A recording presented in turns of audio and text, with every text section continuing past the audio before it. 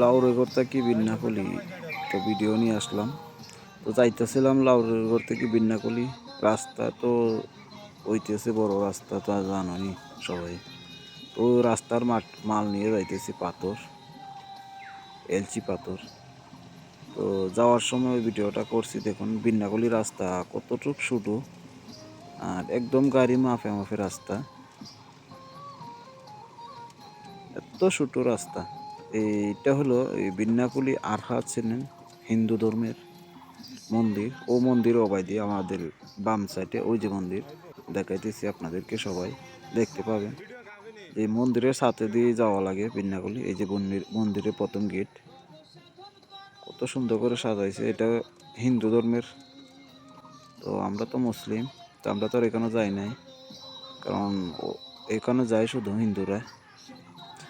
তো এই পাশ দিয়ে যাওয়া লাগে বিন্নাকুলি রাস্তা, বিন্নাকুলি।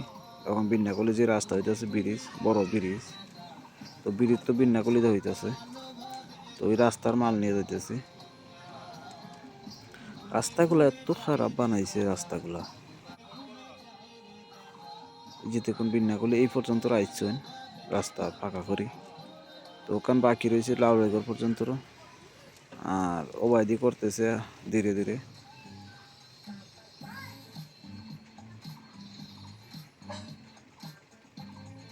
সকল কানো যাইব ধীরে ধীরে রাস্তা করি করি।